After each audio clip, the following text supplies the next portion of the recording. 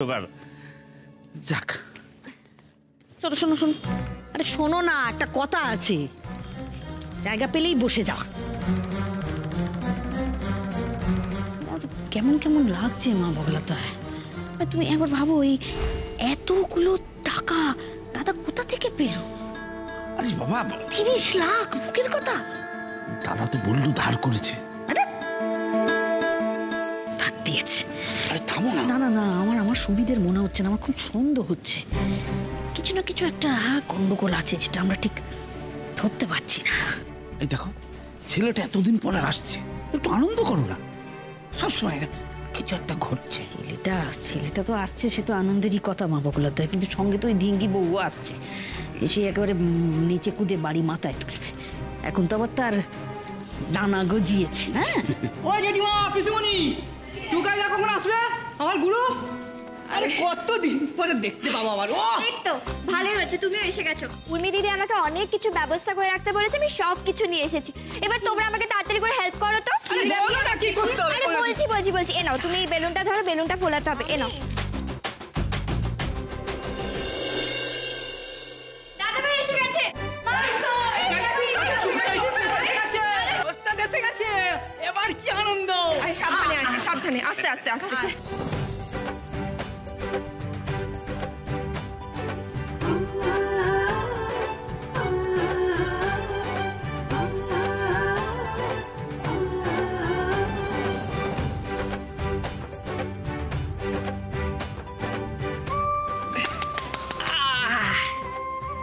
আরে আরে কি করছিস বলতো তোরা? আমি কি বাড়িতে অতিথি এলাম নাকি? বন্ধ করে সব। কেন রে, থামবো কেন? বাড়ির ছেলে কতদিন বাদে বাড়ি ফিরেছে, আমরা একটু আনন্দ করবো না? আরে দাদা ভাই, এই দিনটার জন্য সবাই মিলে কতদিন ধরে অপেক্ষা করে আছি বলো তো। হ্যাঁ, আর সেই আনন্দে আজ এক সেলিব্রেশন তো বানতাই হে। তা হ্যারি হ্যারি, নান্টুকে দেখছি না কেন?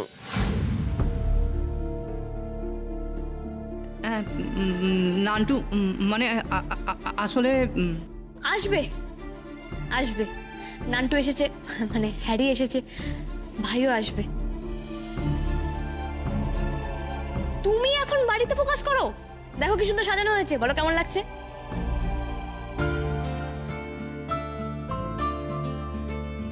হ্যাঁ, কিন্তু এত সুন্দর করে সাজালোটা কে? আমাকে তো উর্মিদি সব বলেছিল করে রাখতে। আজকে আমার বাড়িতে এত আনন্দ, এত খুশি, মনে হচ্ছে বহুদিন পরে একটু সুখের মুখ দেখলাম। বলবিনি, আমার ছেলেটা বাড়ি ফিরে এসেছে, আমার মেয়ে গর্বে আমার মাথা উঁচু করে দিয়েছে। আর কি চাই? এবার থেকে সব ভালো হবে, সব। দাঁড়াও, একটা সেলফি তুলে নি।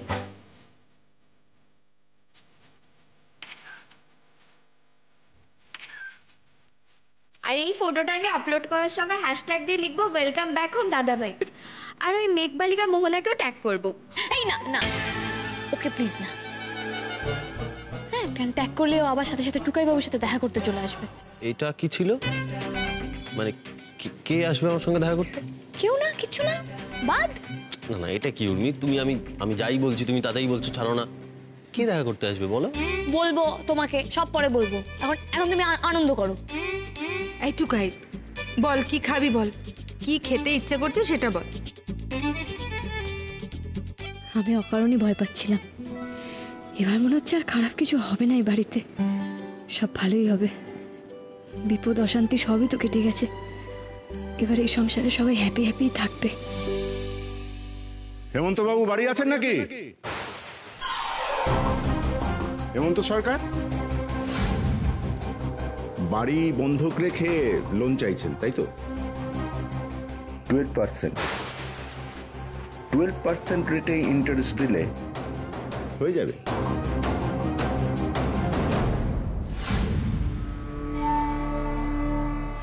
আছি তো, আছি আছি আছি তো। আপনি হঠাৎ এখানে কেন? আসতে পারি না? আরে এখন তো আপনার সাথে আমার ব্যবসার সম্পর্ক।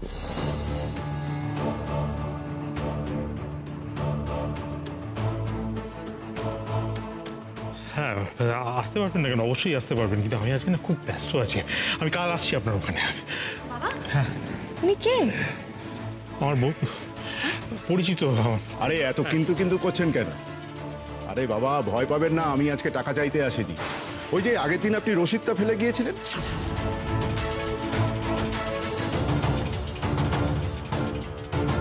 ওটাই দিতে এসেছি। এটাই তো আসল জিনিস। রশিদ? কিসের রশিদ?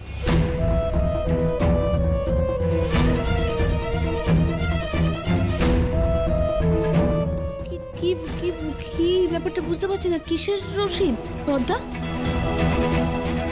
হেমন্তবাবু এই আপনার ছেলে তাই তো? হ্যাঁ হ্যাঁ, আজকেই ফিরেছেন তাই তো? বেশ বেশ। আরে আপনাকে ফেরানোর জন্য আপনার বাবা যা করেছেন বাবাই যায় না। না হলে সাত করেকেই এমন বাড়ি বন্ধক রাখে?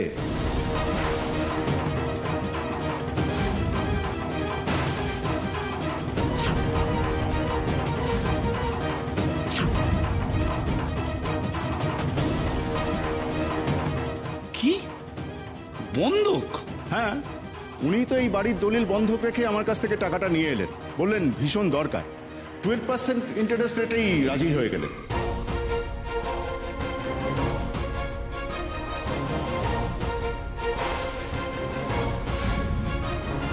যাই হোক হেমন্তবাবু, চলি। এখন তো আপনার সাথে আমার প্রত্যেক মাসেই দেখা হবে আশা করি। চলি, নমস্কার।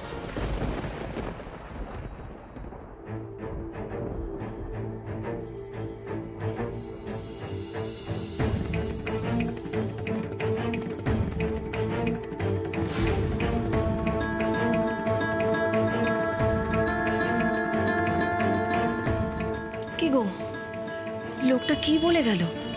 তুমি কিছু বললে না কেন?